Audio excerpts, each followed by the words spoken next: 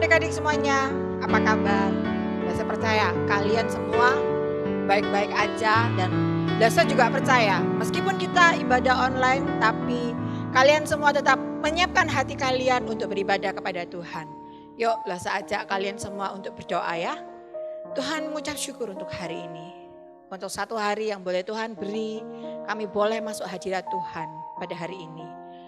Kami mau beribadah ya Tuhan. Pimpin kami dalam ibadah kami. Kami menyerahkan ibadah kami ini dari awal hingga akhir ke dalam tangan kasih-Mu. Ibadah ini kami mulai dengan sebuah pengakuan bahwa sumber pertolongan kita berasal dari Tuhan yang Maha Kuasa. Yang menciptakan langit dan bumi, kasih karunia dan damai sejahtera dari Allah Bapa, Allah Putra dan Allah Roh Kudus. Amin. Thank you Jesus. Kami ada itu semua karena anugerah-Mu. Karena kasih setia-Mu, kami mau memuji Engkau selamanya. Kita naikkan sama-sama satu pujian. Ku ada. Ku ada sebab anugerah-Mu. Ku ada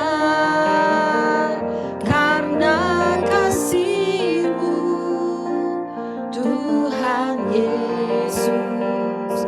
Ku berterima kasih buat kasih rahmat-Mu. Ku ada sebab anugerah-Mu. Ku ada karena kasih-Mu, Tuhan Yesus. Ku berterima kasih buat kasih rahmat-Mu. Terima kasih Yesus, Yesus. Terima kasih hanya anugerah-Mu buat hidupku sekarang. Ku kan memuji-Mu selamanya.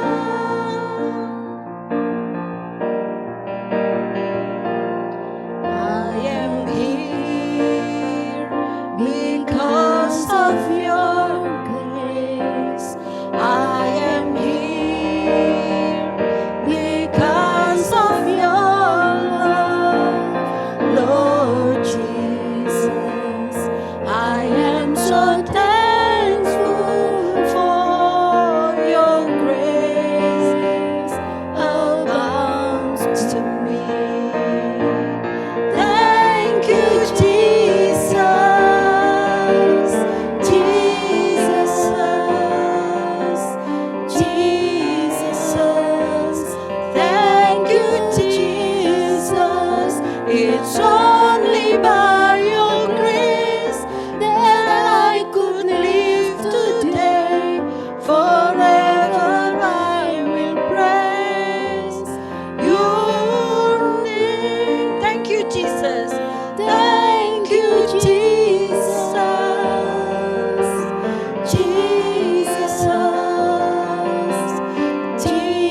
Jesus. Thank you, Jesus. It's only by your grace that I could live today. Forever I will praise your name. Forever I will praise. Forever I will praise your name. Nah, kita akan mengakui dosa-dosa kita di hadapan Tuhan. Kita akan mengakui dosa-dosa kita di hadapan Tuhan secara bertanggapan. Marilah kita menyesali dan mengaku dosa-dosa kita. Kasihanilah kami ya Allah, menurut kasih setia-Mu. hapuskanlah dosa kami menurut rahmat-Mu yang besar. Bersihkanlah kami seluruhnya dari kesalahan kami dan tahirkanlah kami dari dosa kami. Sebab kami sadar akan pelanggaran kami dan kami senantiasa bergumul dengan dosa kami. Ampunilah kami ya Tuhan dan pimpin kami untuk hidup sesuai dengan rencana-Mu.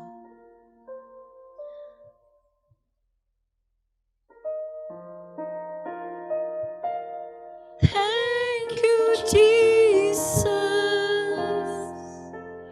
Jesus,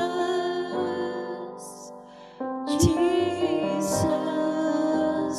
Thank you Jesus, it's only by your grace that I could live today. Forever I will praise your name.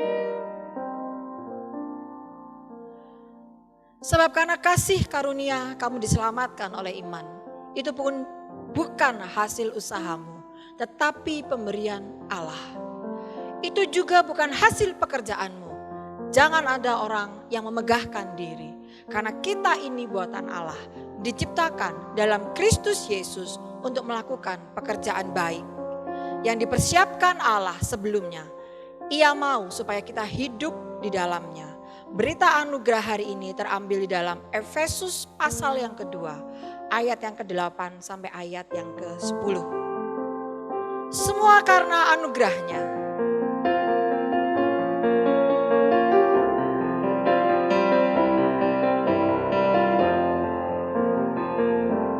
Bukan karena kebaikanmu, bukan karena fasih lidahmu, bukan karena kekayaanmu, kau dipilih, kau dipanggilnya, bukan karena kecakapanmu, bukan karena baik rupamu, bukan karena kelebihanmu, kau dipanggil, kau dipakainya. Bila engkau dapat, itu karenanya. Bila engkau punya semua daripadanya,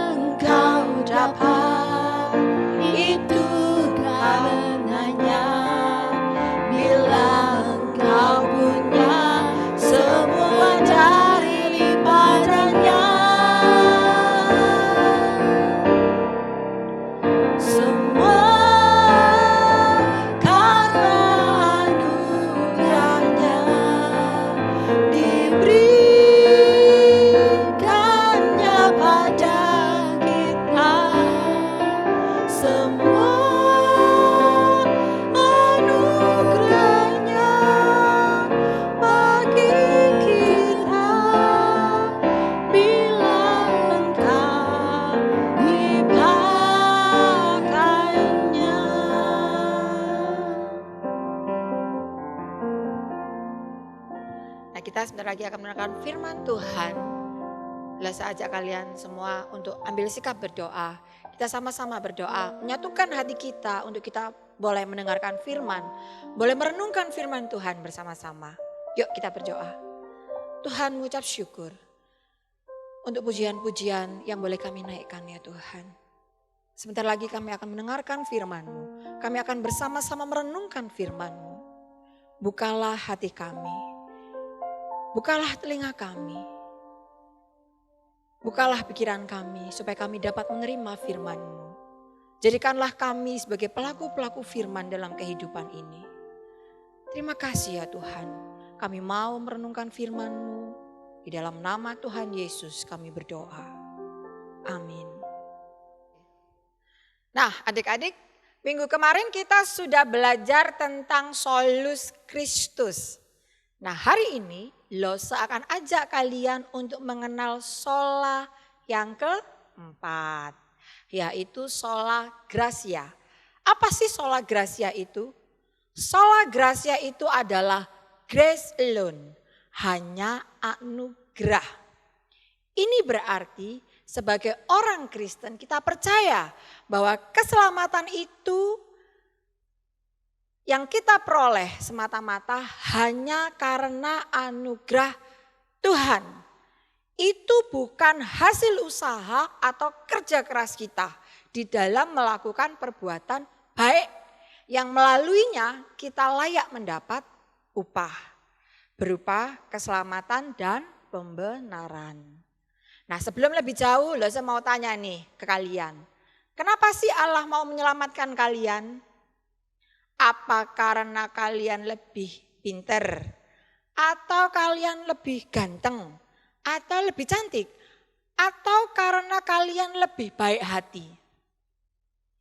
Terus kenapa sih Yesus mau susah-susah turun ke dalam dunia? Dia mau mati dan bangkit buat kita. Mau memberi hidup baru buat kita. Nah untuk tahu jawabannya kita perlu ingat lagi pelajaran yang lalu. Yaitu di mana Alkitab mengatakan bahwa semua manusia sudah berdosa.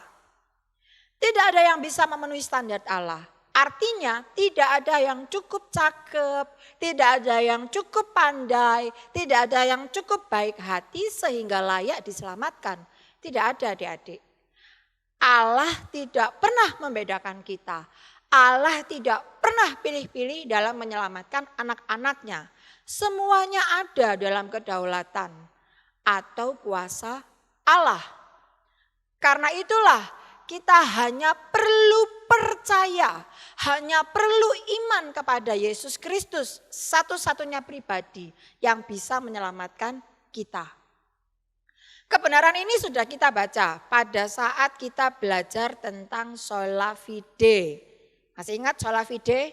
Hanya iman. Yang tercatat di dalam Efesus pasal yang kedua ayat yang ke-8 sampai yang ke-10. Kita coba perhatikan ayatnya satu persatu ya. Saya akan bacakan buat kalian.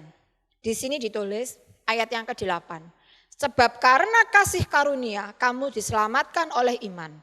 Itu bukan hasil usahamu, tetapi pemberian Allah. Itu bukan hasil pekerjaanmu. Jangan ada orang yang memegahkan diri. Karena kita ini buatan Allah, diciptakan dalam Kristus Yesus untuk melakukan pekerjaan baik yang dipersiapkan Allah sebelumnya. Ia mau supaya kita hidup di dalamnya.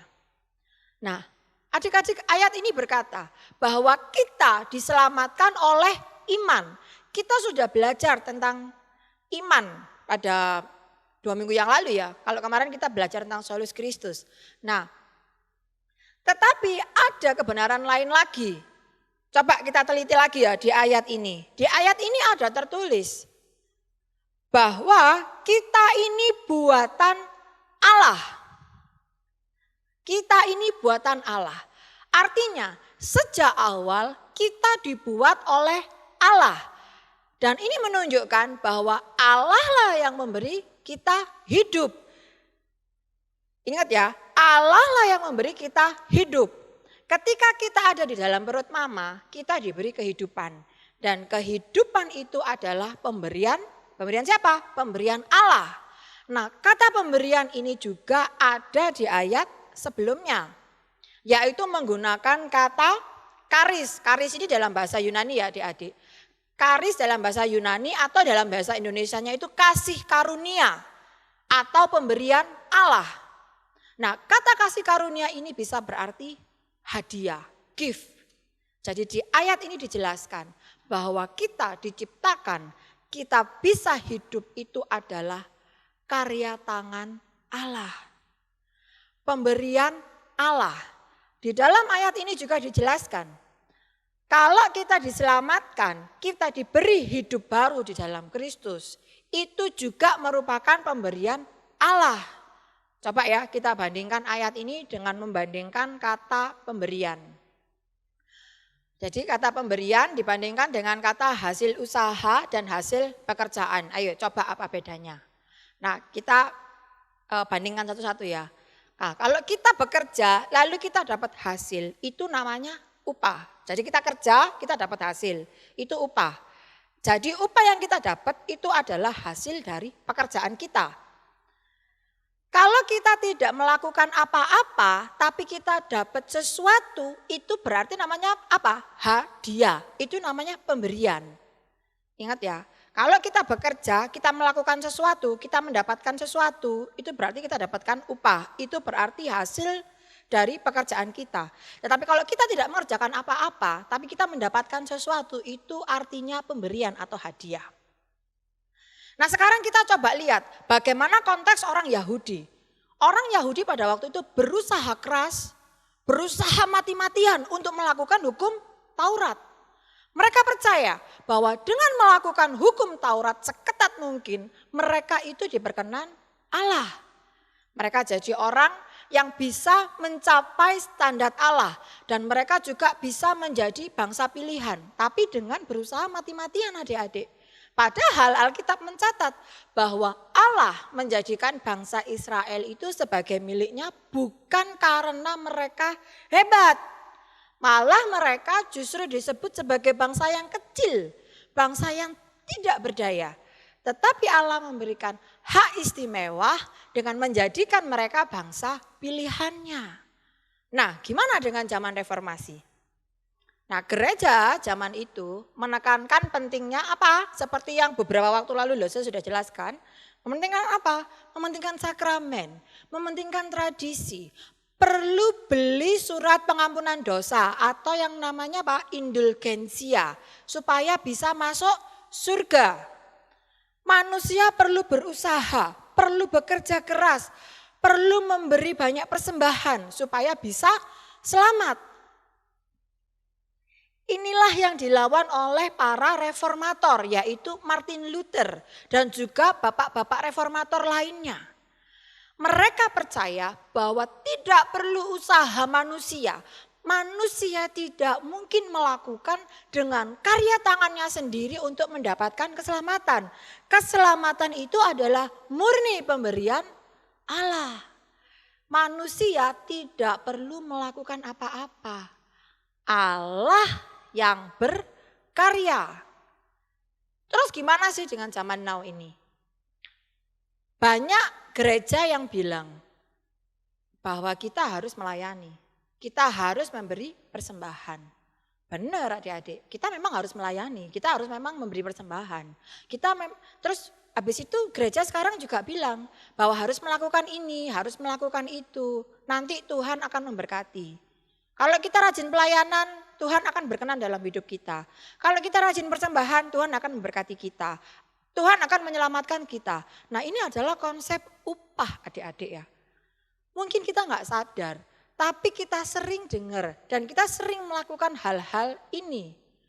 Hal-hal baik sebenarnya. Supaya kita bisa masuk surga. Supaya kita bisa diselamatkan Tuhan. Jadi hal-hal yang baik ini tetapi dengan motivasi yang berbeda. Kalau bisa disimpulkan, bukankah ini adalah konsep upah. Di mana kita harus bekerja mengupayakan sesuatu sehingga kita diberi upah. Jadi contohnya seperti ini, Kalau kita melayani, ya kita memang harus melayani. Kita berbuat baik, itu adalah sesuatu yang kita usahakan supaya kita mendapatkan upah, yaitu keselamatan. Bukankah ini bertentangan dengan apa yang dikatakan oleh Alkitab? Nah, Alkitab bilang apa sih? Alkitab itu bilang bahwa kita diselamatkan karena anugerah. Allah yang memberi keselamatan itu buat kita. Apa yang perlu kita lakukan? Gak ada adik-adik.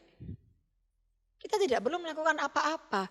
Ini adalah hadiah. Terus perlu gak sih kita pelayanan? Perlu gak sih kita berbuat baik?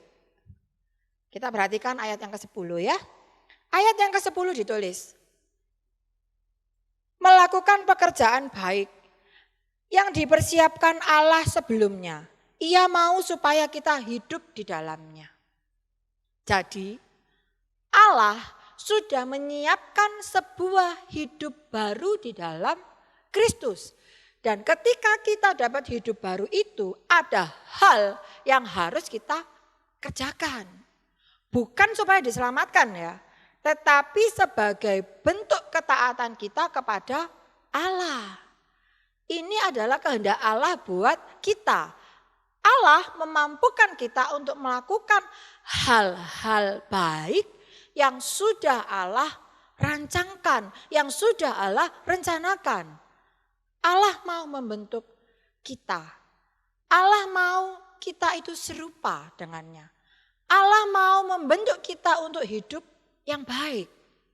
Segala yang kita miliki dalam hidup itu adalah karya Allah. Dipersiapkan oleh Allah sendiri. Supaya kita bisa hidup bagi Allah, bagi Dia. Kepandaian kita, kecakapan kita, kebaikan hati kita, semua itu Allah persiapkan. Semua itu pemberian Allah. Supaya apa? Supaya kita bisa hidup bagi Allah. Jadi kita memiliki hidup yang semua itu adalah pemberian Allah. Kita diselamatkan, memiliki hidup baru dalam Kristus, itu pemberian Allah. Kita disiapkan dan dibentuk untuk hidup baik, itu pemberian Allah. Seluruh hidup kita ini adalah pemberian Allah, sola gratia, anugerah. Jadi kita ini gak punya apa-apa adik-adik. Jadi semua yang kita miliki ini adalah pemberian Tuhan. Semua itu adalah hadiah dari Tuhan. Ingat gak perumpamaan yang Yesus ceritakan dan sudah kita pelajari di seri Lost and Found. Yang tercatat di dalam Lukas 15 pasal yang ke-11. Pasal yang ke-15 ayat yang ke-11 sampai yang ke-32 yang mencatat tentang perumpamaan anak yang hilang. Kalian ingat bagaimana hidup si bungsu? Dia dapat banyak uang untuk hidup foya-foya dari ayahnya. Dia enggak bekerja, dia tidak berusaha sendiri. Kenapa? Karena uang yang dia pakai foya-foya itu adalah pemberian bapaknya, pemberian ayahnya. Pada saat si bungsu ini bangkrut, gak punya uang lagi. Dia jadi apa? Dia jadi penjaga babi. Ingat gak apa yang ada di pikiran si bungsu waktu itu? Dia berpikir seperti ini adik-adik. Aku mau balik ke rumah ayahku jadi pegawai. Loh, kenapa kok pegawai? Karena si bungsu berpikir bahwa dia perlu bekerja dulu. Dia mau membuktikan hasil usahanya, baru ayahnya mau menerima dia.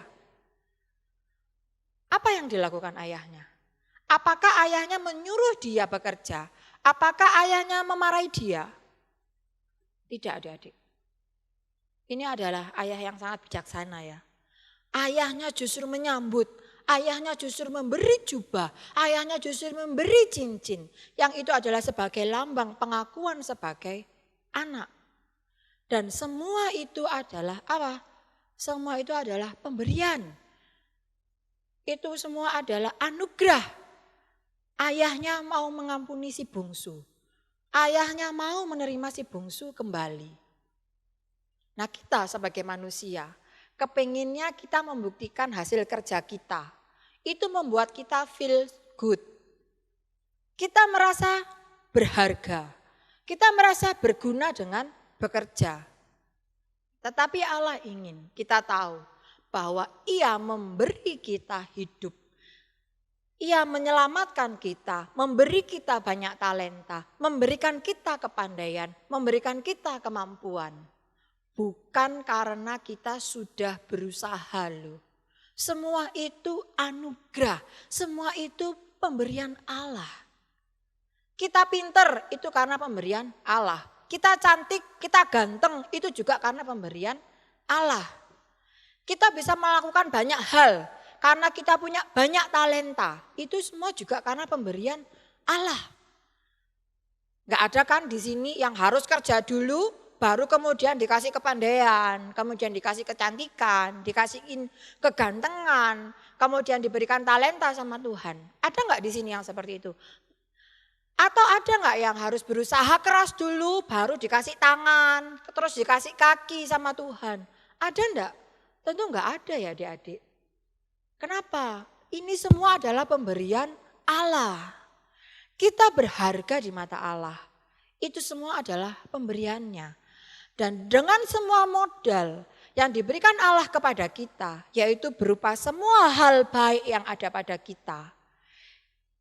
Allah ingin kita hidup taat, hidup bergantung kepada Dia yang memampukan kita untuk hidup di dalam pekerjaan baik yang Ia siapkan sebelumnya untuk kita.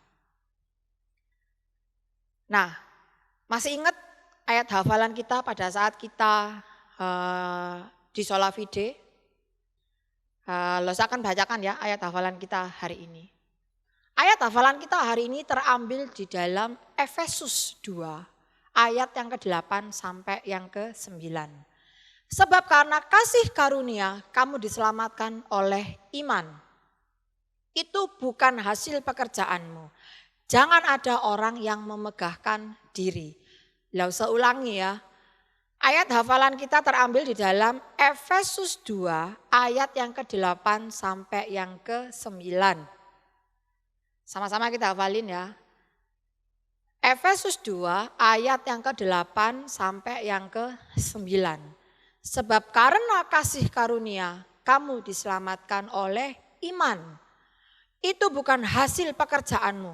Jangan ada orang yang memegahkan diri. Saya ingatkan juga bejana untuk Tuhan. Kiranya kalian tetap setia untuk mengisi bejana untuk Tuhan. Kiranya kalian juga penuh sukacita memberikan persembahan untuk Tuhan. Karena itu adalah wujud ketaatan kita kepada Tuhan.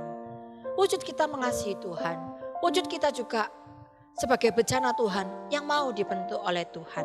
Supaya kita hari lepas hari semakin serupa dengannya. Saya akan ajak kalian untuk berdoa. Dan kita ambil satu komitmen kita hari ini. Tuhan mengucap syukur untuk hari ini. Untuk firman yang boleh kami dengarkan. Firman yang boleh kami renungkan. Terima kasih ya Tuhan. Terima kasih untuk anugerah yang sudah Tuhan berikan kepada kami. Kami tahu kami bukan siapa-siapa. Kami bukan apa-apa tanpa Engkau ya Tuhan. Kami menyadari bahwa hidup kami itu semua adalah milik-Mu. Kami mau berjalan seturut dengan kehendak-Mu. Mengikuti rencana-Mu. Terima kasih ya Tuhan. Engkau sudah menyelamatkan kami. Engkau sudah memberikan segalanya kepada kami. Ajar kami menjadi anak-anak yang taat kepadamu. Terima kasih ya Bapa. Di dalam nama Tuhan Yesus kami berdoa mengucap syukur. Amin. Saya ajak kalian untuk menaikkan satu pujian. Sebagai refleksi dari firman Tuhan hari ini. Dan sebagai refleksi dari komitmen yang sudah kita ambil bersama-sama. Dengan mengakui bahwa segala sesuatu hanya anugerah Tuhan. Bahwa kita tidak layak di hadapan Tuhan. Tapi anugerahnya lah yang melayakkan kita. Hanya firman-Mu lah dasar. Landasan hidup yang teguh. Semua sabda-Mu sungguh benar.